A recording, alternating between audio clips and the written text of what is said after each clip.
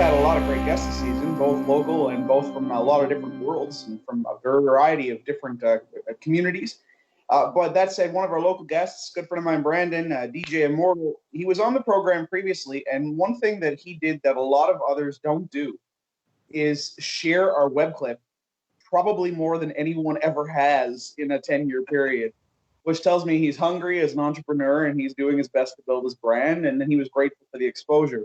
So I thought, why not end season 10's episode with another shout out, not only to a local entrepreneur and a local music enthusiast who's creating a community as himself with Outlaw Radio, but also shed some light on the fact that we got a local guy who just won an award, which is kind of cool. So, Brandon, hey, how's it going? Doing pretty good. Dubceez 2020 Best Underground Radio, Outlaw Radio.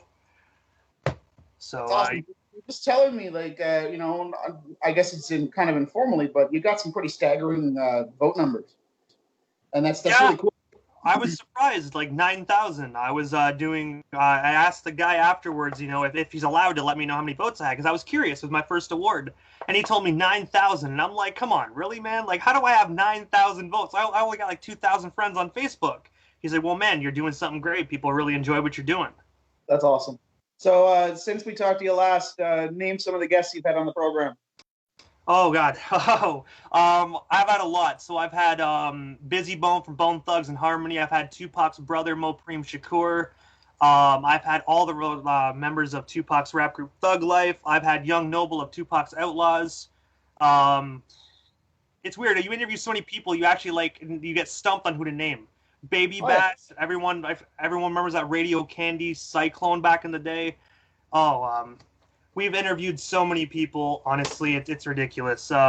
We do also have, just actually recently booked yesterday, we have Vinrock of Naughty by Nature taking over the radio station airwaves September 2nd. That's killer, man. Congratulations. So it's cool to me to see this grow. I remember when I followed up with you initially, it was one of these things, I haven't talked to this guy in a long time.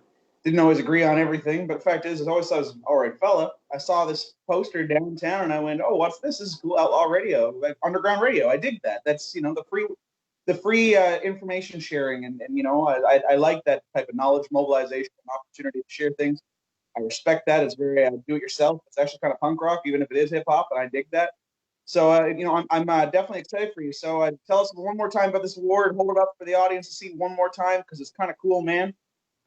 It's so this is actually an award ceremony that happened out of I think it's in Florida.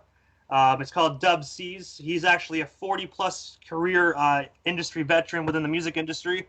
It features on not just radio stations but spoken word artists, poets, hip hop artists of the year. Normally he actually does the award ceremony in Chicago.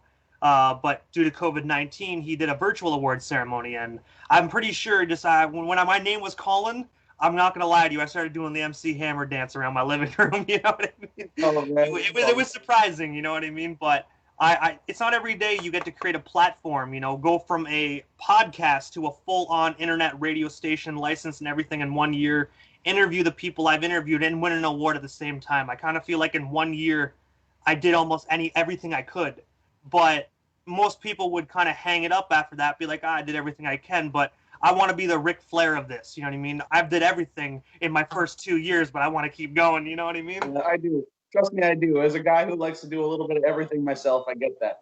In fact, I hear what you just said, and I heard spoken word, and I'm like, well, that's a big piece of me. Maybe I should be putting myself up and getting involved in this myself. So maybe you'll have to send me some details, man. Oh, most definitely. I got some spoken word Project Mantra songs that are dying for an audience, and it sounds like this is the way to go.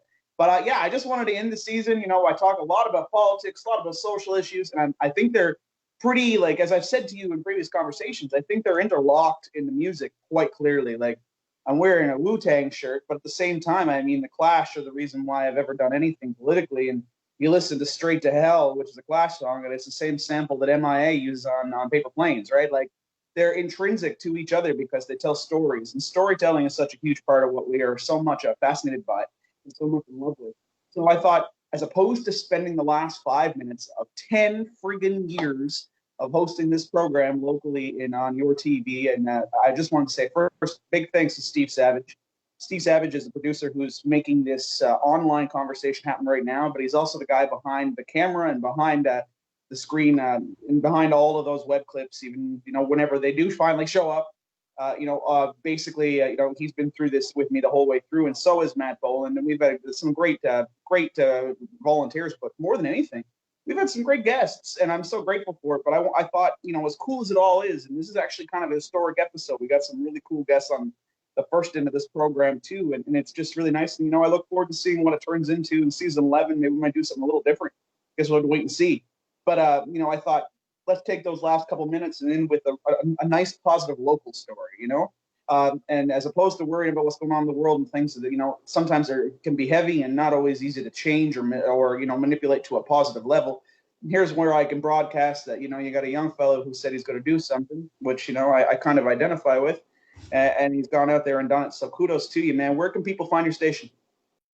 They can actually, judging by the first episode when I was actually on this season premiere, I was all over the place. Here you can listen at one-stop shop Outlaw Radio. It's actually outlawradiolive.ca, so outlawradiolive.ca. Check us out.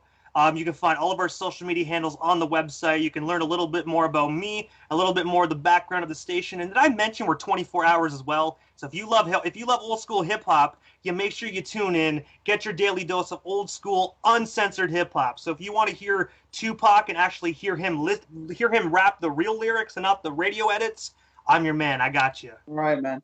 Well, congratulations. Keep going in a positive direction, man, because I think that's important. And remember, just be kind. Kindness is free, so it's always nice to spread the love. I quickly want to say, Leigh, thank you for actually giving me the opportunity. A year ago, I would say it was almost like last August I came on your station. I was like this really tense guy just shaking, you know what I mean? And you gave me a voice in the local community, man. You helped me grow, my local audience. So I want to say thank you to you, and also letting me be a part of your series finale. And I want to give a shout out to my wife for always being there, because it's not just me that does everything. My wife actually helps me in the background. Without her, I truthfully think I probably would have crashed and burned a hell of a long time ago. Excuse my language. But also everyone that also voted for me for that award, I want to say thank you, because you guys, people's choice, you guys made that happen. You guys tune in and listen. And also everybody that came on my station from the beginning until now, I thank you. And I'm not done yet. This is only the beginning. So I'll finish on this one key point that you said. You're like, I gave you a local voice. Well, my encouragement to you moving forward, take that local voice and do as much with you as you can that's positive. No matter where our areas of disbelief and our areas of difference of opinion, be inclusive, be kind to people, and remember that hip hop as a culture, just like punk rock as a culture, they're supposed to be for the misfits and the outlaws, man. And if that's the way it's supposed to be, then you got to make sure that we're taking care of the most vulnerable in our sectors in our world too, right? It's a unique time, and I know we talk a lot about on this program already Black Lives Matter, and already some of the things going on. Some of the best music in the world comes from a protest. My favorite quote in music history, there's two of them. One's by Joe Strummer, my hero, in which he said, someone said, that ain't punk rock. And he said, it's not the guitar on the back or the fire. Or he said, it's not the guitar on your back or the suit that you wear, kid. It's the fire in your belly that makes who you are. One of my favorites.